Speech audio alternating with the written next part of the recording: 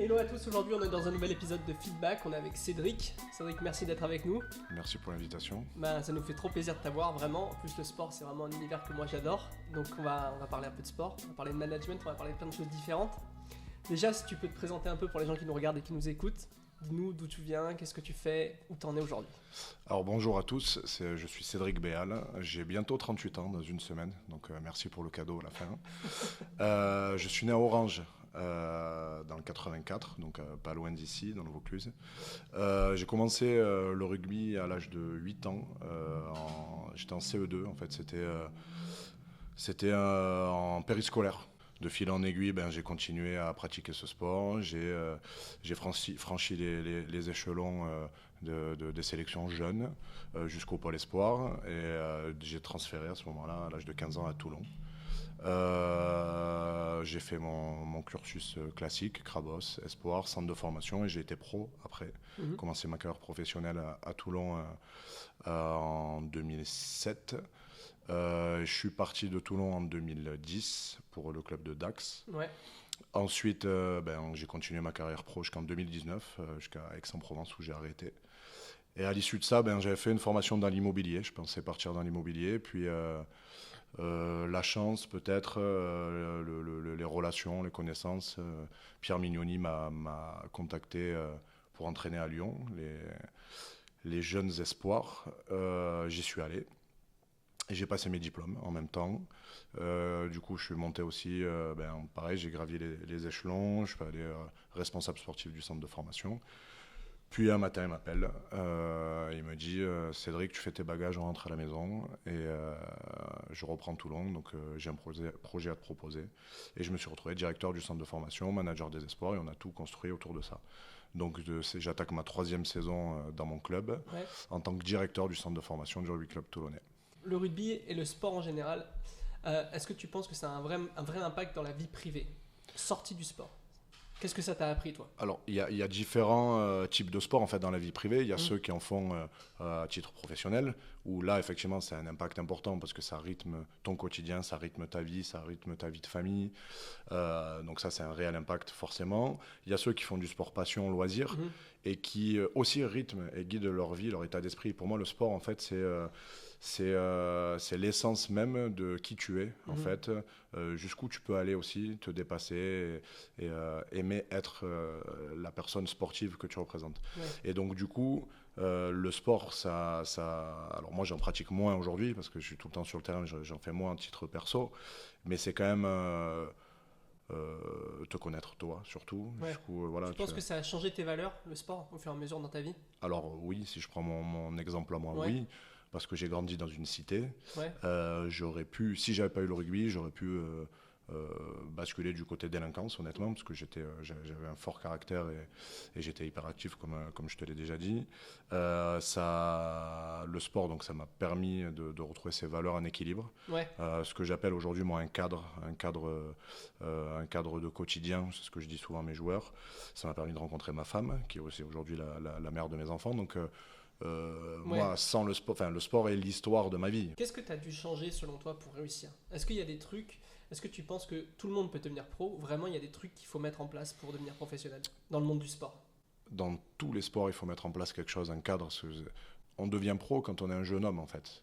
On commence à devenir pro quand on a 18-19 ans. Ouais. Et là, en fait, il se passe deux choses. Il y a les joueurs qui ont du talent, mais qui n'ont pas ce cadre-là, qui profitent de leur vie de jeune homme et qui franchissent pas le cap.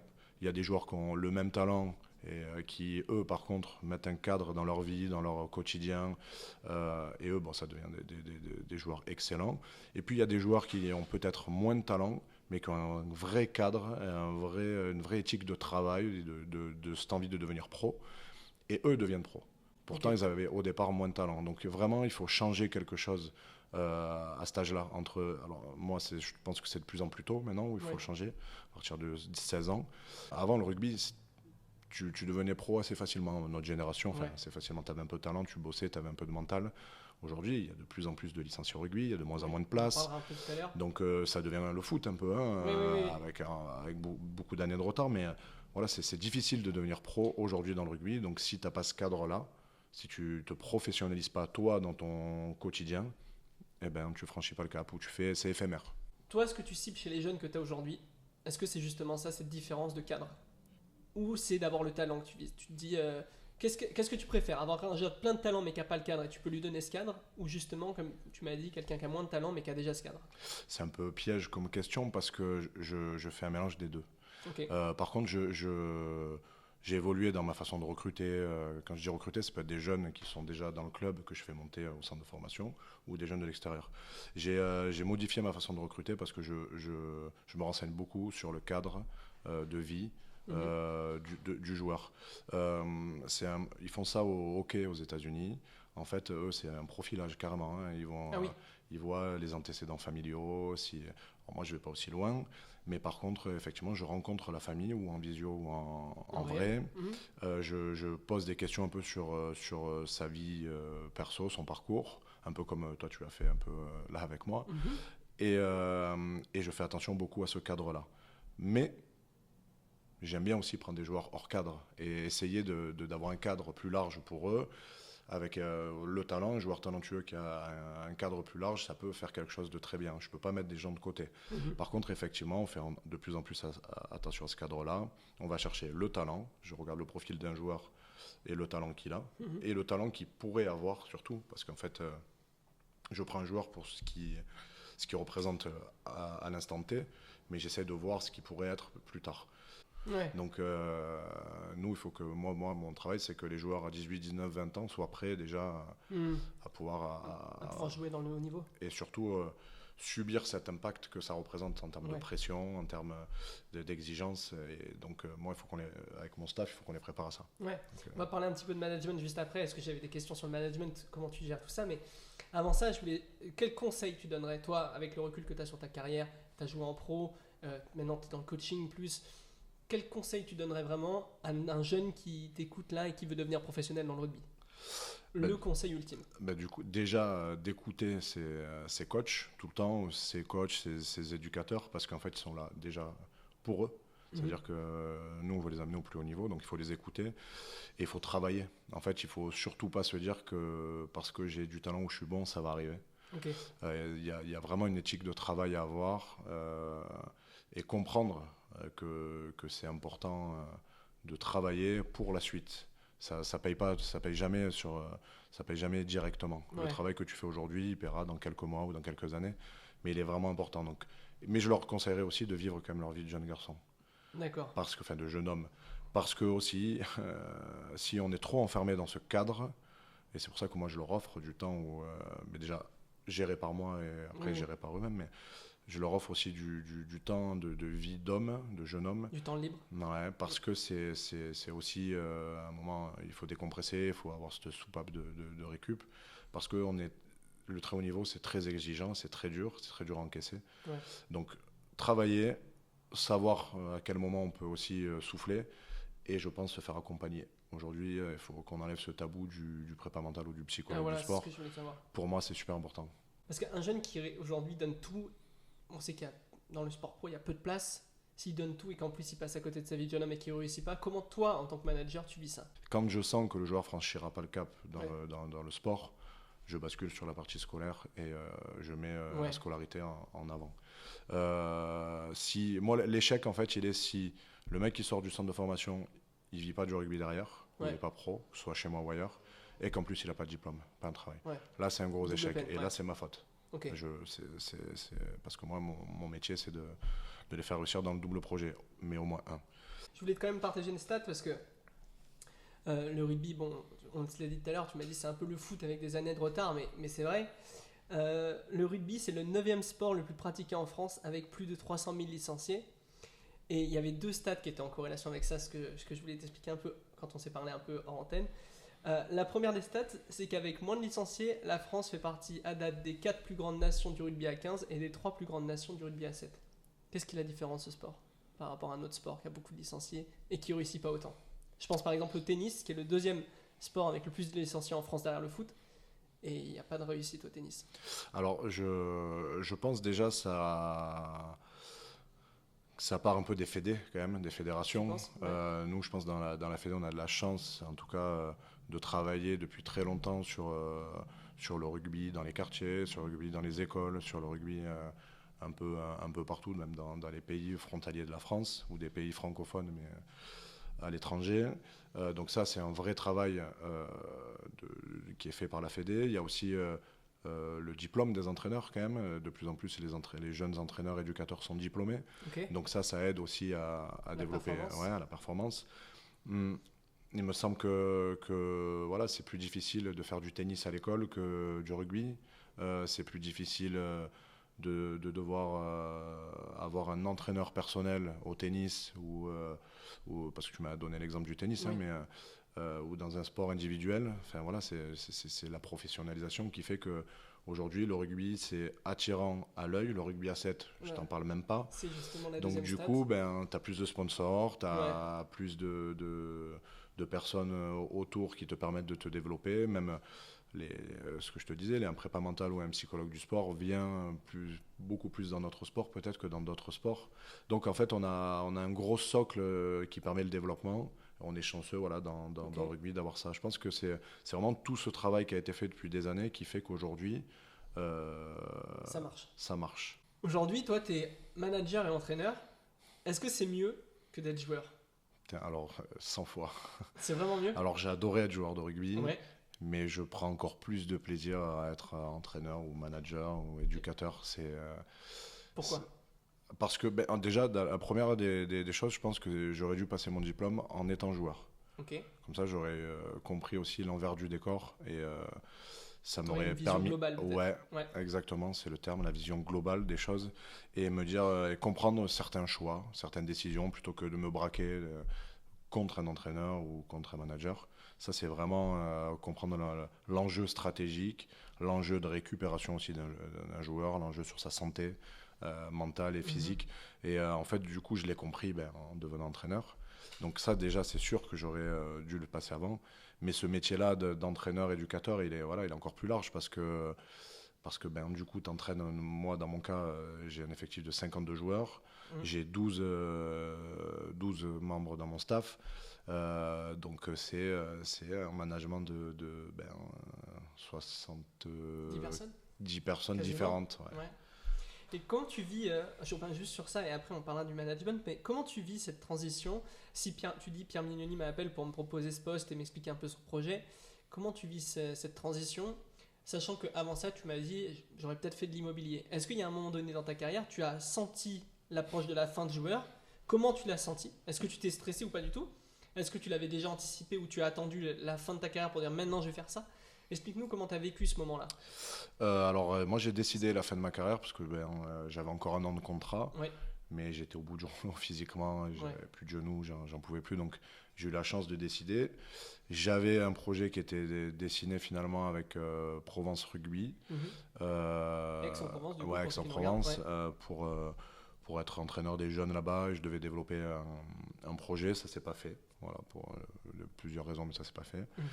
Et donc à ce moment-là, j'ai envisagé l'immobilier parce que j'étais déjà en formation dans une agence immobilière. Je travaillais déjà avec eux. Et du coup, je m'étais dit, pourquoi pas ouvrir une agence avec eux. Et puis, voilà, une connaissance m'a appelé. Et finalement, je me suis retrouvé à entraîner.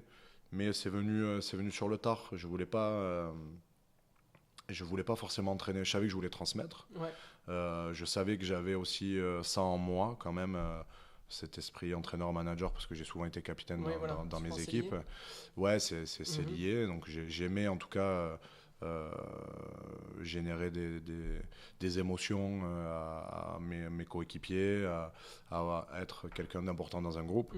Donc du coup, je pense que ça c'était inné en moi, enfin c'était vraiment ancré. Et j'ai pas hésité quand on m'a demandé d'être entraîneur. Voilà. Ouais. Mais je m'étais pas dit absolument dès que j'arrête le rugby, je fais entraîneur, sinon j'aurais passé mes diplômes avant. Ouais, bien voilà. sûr. Et est-ce que ça t'a angoissé, parce qu'on parle un peu de psycho et tout, mais est-ce que ça t'a angoissé de savoir que t'allais plus être pro, de plus jouer au rugby? J'ai pas eu le temps d'angoisser, voilà. J'ai pas eu le temps, mais je pense que c'est C'est souvent, les carrières de sportifs, quand on arrive ouais. à la fin, ils font tous. Il y a des petites déprimes, Yeah, même des dépressions, même pour certains exactement. joueurs. Moi, j'ai un ami qui s'est tué. Donc, Oui, il y en a qui vraiment ne s'en remettent pas. c'est ça. Mais moi, j'ai pas eu le temps. Ouais. Justement, j'ai eu la chance de ne pas avoir le temps d'entrer dans cette dépression-là. Mais elle existe vraiment. Hein. Oui, c'est un, En même fait, après, c'est vous, un été deuil. arrêté On appelle longtemps. ça le deuil hein, de ta carrière, le deuil Et c'est pas facile. Vu que moi, j'ai basculé directement dans l'entraînement et que j'ai adoré ça et que j'ai même préféré ça, j'ai pas eu cette notion-là. Mais peut-être que ça m'arrivait le jour où je trouve plus de travail en tant qu'entraîneur. Peut-être que je devrais aussi subir ce fameux deuil. Donc ça se prépare, je pense. Comme j'ai la parole facile, j'en parlerai forcément avec mes proches. Donc j'estime être chanceux de pouvoir en discuter. Et puis, je suis quelqu'un voilà, qui est très émotif, mais qui ne garde pas ses émotions pour lui, qui les fait ressortir, même avec mes joueurs et mon staff. Du coup, j'ai pas de problème avec ça. Ouais. Mais je pense que c'est important, voilà, pour justement pas avoir ce côté difficile sur l'arrêt d'une carrière ou l'arrêt de. Mais c'est valable dans toutes les passions. Oui, c'est dans une passion. Mm. Justement, tu me disais, toi, tu as la parole facile. C'est quoi pour toi les meilleures clés pour manager un groupe? Ça, c'est la première question. Et d'autant plus quand tu me dis, moi j'ai 52 joueurs et il y a très peu de place dans le rugby. En vrai, il y a 15 titulaires avec remplaçants, il y a 23 joueurs qui jouent vraiment tout le temps. Comment tu fais pour prendre des décisions? Et du coup, quelles sont les clés pour manager un groupe aussi grand? Et pour stimuler tout le monde. Ouais. On sait très bien, plus l'équipe est grande, plus c'est difficile de stimuler un mec qui va jouer très peu dans la saison. Je pense que la clé déjà d'un manager, c'est déjà de ne pas jouer un rôle, d'être vraiment soi-même. Comme ça, moi j'ai des convictions sur qui je suis, ce que je peux donner comme transmission, enfin ce que je peux transmettre, pardon. Par contre, il y a des choses que je sais que je ne peux pas faire. Donc en fait, c'est mon staff. Dans mon staff, je vais aller chercher des personnes qui ont les qualités que moi, je n'ai pas. Okay. Ça, c'est pour moi le premier secret du manager. D'être bien entouré aussi. Ouais. Okay. Aussi, c'est vraiment, comme je le disais, être complètement soi, ne pas jouer un rôle. C'est-à-dire que moi, je suis un hyper émotif et ils le savent. Quand je suis content, les joueurs et le staff sont au courant. Quand je suis moins content, ils savent, mais ils savent aussi pourquoi. C'est aussi beaucoup de communication avec les joueurs et aussi s'adapter. S'adapter justement. Il n'y a pas une méthode de management, c'est de dire voilà, moi mon management il est participatif, délégatif, machin. Ouais. En fait, tu fais participer certains, tu délègues à d'autres, tu es plutôt ferme avec d'autres parce qu'en fait toutes les personnes que tu as en face de toi sont différentes. Donc tu fais du sur-mesure. Je fais c'est ça, du sur-mesure. Et j'aime ça en fait, l'intelligence relationnelle.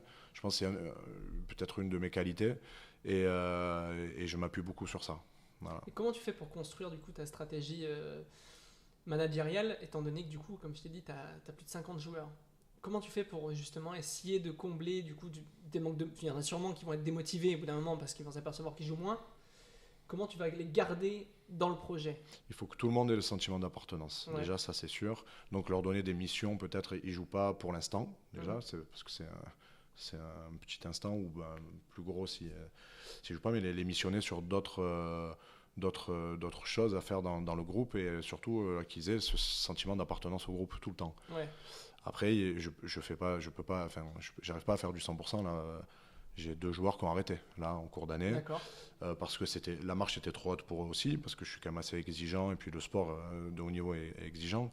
Donc voilà, il y en a qui se rendent compte en cours de route que c'est pas fait pour eux finalement. Donc je les écoute et j'hésite pas à valider leur choix. Sur d'autres, je me bats un peu plus parce que je me dis non, attends, tu n'es pas prêt tout de suite, mais continue, essaye d'aller jusqu'au bout des choses pour voir.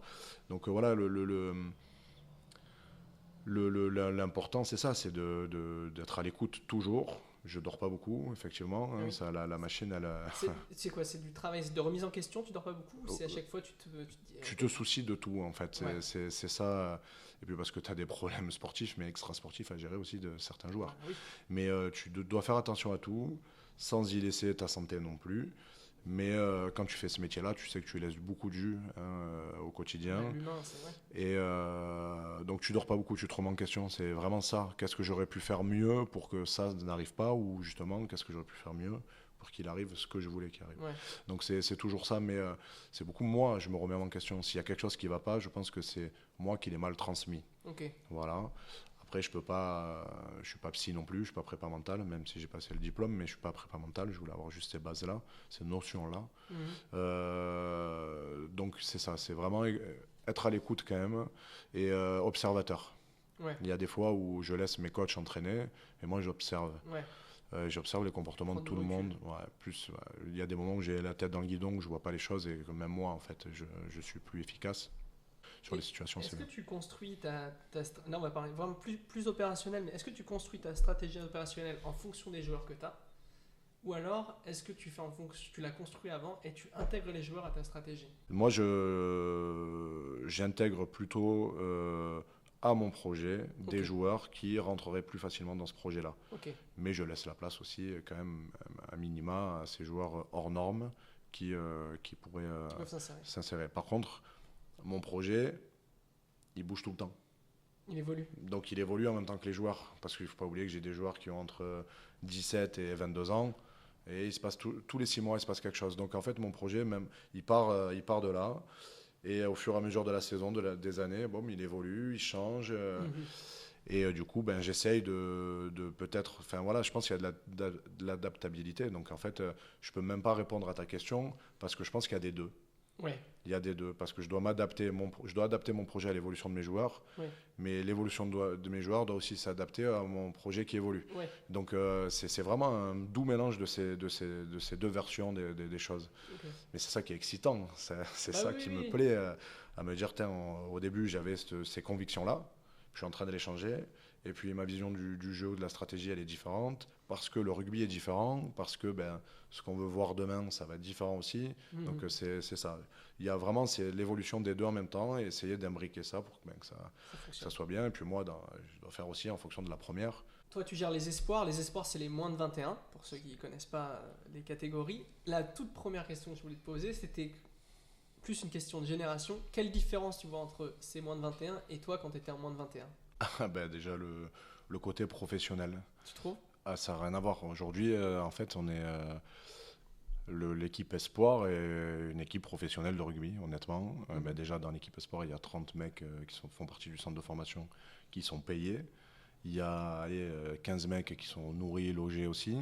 Donc, en fait, c'est déjà... Ils s'entraînent comme des pros le matin, de 7h à midi et demi. Ils ont le petit-déj, le repas. Ils ont un staff de 12 personnes. Nous, en Espoir, à l'époque, il devait y avoir 2 personnes. Donc voilà, c'est la grosse différence, en tout cas, en 20 ans. Ouais. Ça doit être à peu près ça. Ouais, en 20 ans. C'est la professionnalisation de l'équipe Espoir et du centre de formation. Et en termes de génération pure, est-ce que tu trouves que ces jeunes sont différents ? Ça, c'est sociétal. Ça. Oui, c'est vraiment c'est pas que. Oui, ils sont complètement différents. En quoi ils sont différents ? Ils sont pas stimulables de la même façon. D'accord. Aujourd'hui, il faut. Quand nous, on était sur les valeurs d'une équipe, quand on était sur un peu le courage, la paire de couilles, l'amour du maillot, aujourd'hui, c'est plus du tout ça. Hein. Il y a toujours ce sentiment d'appartenance qui est important, mais c'est plus pour leur image. Ça se joue beaucoup sur l'image des joueurs et ce qu'ils représentent. Et surtout, c'est un peu plus individualiste. Mais ça, c'est dû aussi au projet qu'il y a depuis des années où c'est l'individualisation de la performance ou le projet individuel de formation. C'est-à-dire que chaque joueur, il faut le faire progresser individuellement.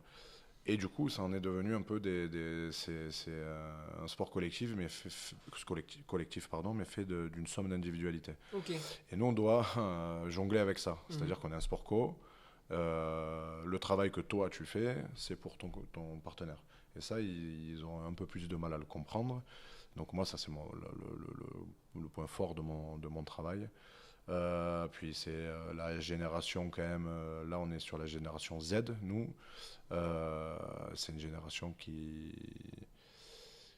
est un peu moins à l'écoute. Il faut démontrer. Les séances vidéo, tout ça, ils ne regardent pas. Donc il faut les stimuler, leur montrer qu'en le faisant, ça va leur apporter. Je les fais beaucoup se regarder. Un sens. Il faut toujours donner du sens à ce que tu fais. Okay. Bon, ça c'est pareil pour tout le monde, mais là encore plus. Ok. Là encore plus, et surtout, c'est-à-dire que quand tu fais un retour de match, avant tu faisais un retour de match, tu regardais les stats collectives, tout ça. Là, elles sont que sur leurs stats individuelles, Ah oui? avec les GPS, les stats de match, machin. Le joueur, en fait, va se dire, putain, j'ai fait 15 plaquages, j'ai fait 8 sprints, j'ai fait 30 rucks, mais il va même pas regarder s'il a gagné le match ou perdu. Ah oui, c'est Ou ça. des fois, il y en a qui, on gagne le match, et il a fait Mais un non. match de merde, il est fait la gueule. Ouais. On perd un match, mais il a fait un bon match, lui, il a le sourire, quoi. Moi, je m'en fous. Ça arrive de plus en Et plus. comment tu gères ça, toi, par exemple? Très dur. Ça, c'est très dur à gérer parce que pour moi, c'est inconcevable. Ouais. Alors, je préfère, je te cache pas, le mec, quand même, quand on a gagné, mais qui est un peu déçu parce que sa performance a été en deçà. Mais le mec est content, même si on a perdu, parce que lui, il dit bah, moi, franchement. J'ai fait ce que j'avais à faire. Ah ouais, et les autres, ils n'ont pas fait ce qu'il y avait à faire, c'est leur problème, quoi. Ça, Ah j'ai oui. un peu plus de mal à le gérer, donc ces mecs-là, je les sors quand même du groupe. Ah oui. Ouais, ça fait partie après de mes convictions à moi ou de ma façon de faire. Le travail il est fait pour le groupe. J'ai la chance aussi depuis quelques années d'avoir des joueurs sélectionnés en équipe de France jeune. Je demande à ces joueurs, quand je leur annonce l'équipe qui sont sélectionnés, de remercier devant tout le monde ses partenaires ou leurs partenaires. Parce que c'est aussi grâce à eux s'ils sont sélectionnés. Parce qu'ils peuvent bien s'entraîner, parce qu'ils ont des partenaires à côté de haut niveau. Ils sont sélectionnés aussi parce qu'ils font des bons matchs, mais s'ils font des bons matchs, c'est parce qu'à côté, les mecs font le taf aussi. Mhm. Donc voilà, faire comprendre que tout seul, on n'y arrive pas. Par moment, on parlait d'extra sportif. T'as pas l'impression d'être un peu un père pour eux? Ah si, carrément. Là, hier, j'ai géré, alors, je dirais pas quoi, mais j'ai géré un problème de père de famille avec un de mes joueurs. Pas, rien à voir avec le rugby, ça arrive. Enfin, je pense que c'est plus de temps à gérer un peu l'extra sportif que le sportif, ouais. Et Et, toi, ça te pèse ça ou tu sens que t'as quand même un rôle à jouer là-dedans? j'ai un rôle à jouer là-dedans. Ouais. Ouais, ouais. Tu penses que ça fait partie de ton travail? Ça fait partie complètement de mon travail. Ouais. Ouais. Et je pourrais pas faire autrement. En fait, je sais pas faire autrement déjà. Ouais. Donc c'est peut-être dans ma personnalité et que moi j'estime que mon travail c'est ça. Mais je pense quand même qu'un manager, encore plus chez des jeunes, ça fait partie. On les éduque, on finit leur éducation, hein. Ouais. Ta mission à toi, est-ce que. Je voulais te poser une question un peu tricky, mais ta plus grande réussite, c'est quoi pour toi? Gagner le championnat ou te faire signer un jeune pro? Signer un jeune pro. C'est ça ta plus grande fierté? Ouais. Plus Même que c'est ma plus grande fierté, si je dois parler vraiment perso, c'est le premier match en pro d'un de mes joueurs du centre Ouais. de formation. Parce que de le voir atteindre son objectif, parce qu'au-delà du contrat pro, c'est vraiment jouer en pro à Toulon. Ça, c'est voilà, la première satisfaction.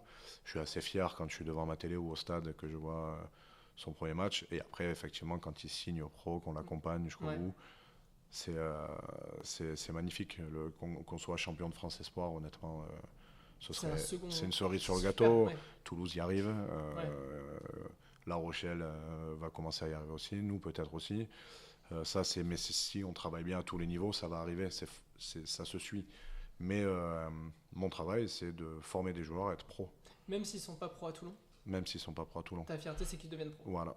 Sur la génération Z, il y a une stat que je voulais te partager, malgré qu'on dit que c'est une génération un peu fragile et qui a besoin de sens. Malgré tout, à 80%, cette génération, elle dit faire du sport au moins une fois par semaine. Est-ce que tu trouves pas que justement, elle est beaucoup plus investie dans les trucs qui leur parlent? Eh ben en fait, c'est exactement ça. Même j'aurais pu te répondre à ça, à la question que tu m'as posée tout à l'heure. Ouais. Moi, c'est l'implication que je leur donne dans le quotidien sur le projet de jeu collectif. Et du coup, sur leurs objectifs aussi individuels.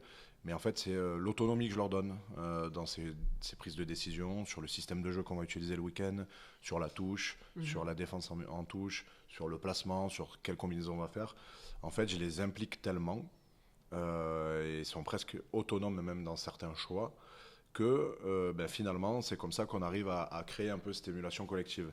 Donc pour répondre à celle-là de question, quand ils s'impliquent beaucoup plus, quand ils trouvent du sens à ce qu'ils font.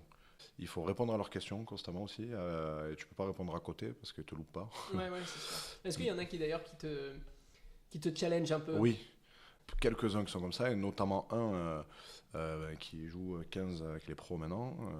Je sais pas si je peux dire son nom dans cette émission, mais Marius Domon, lui, c'est pas du tout un affectif, c'est pas du tout un grand communicant.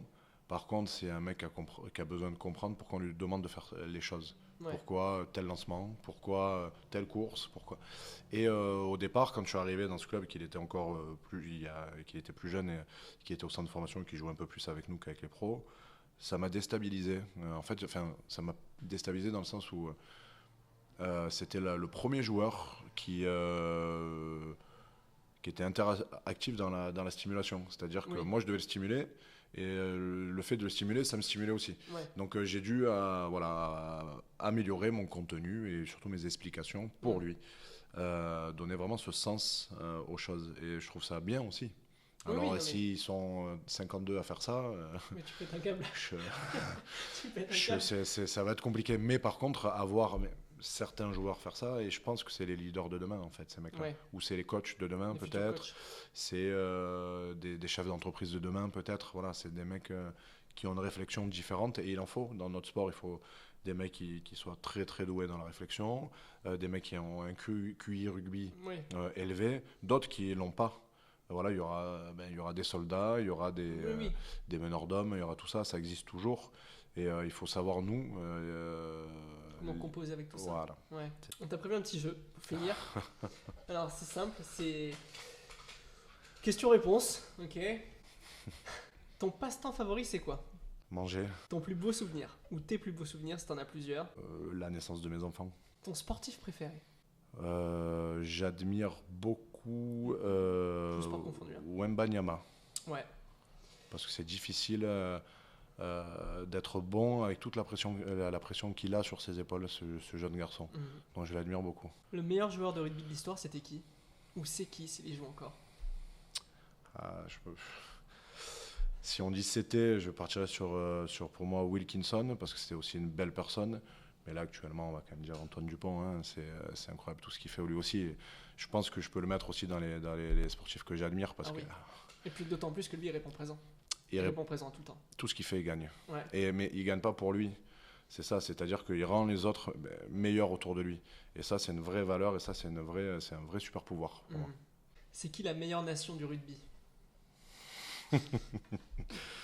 Ah putain, c'est la Nouvelle-Zélande quand même. Hein. Tu crois ? Ouais, la Nouvelle-Zélande. En ce moment, l'Afrique du Sud cartonne. Tu dirais quand même que c'est la Nouvelle-Zélande d'un aspect historique ? Je suis pas fan du projet de jeu de l'Afrique du Sud.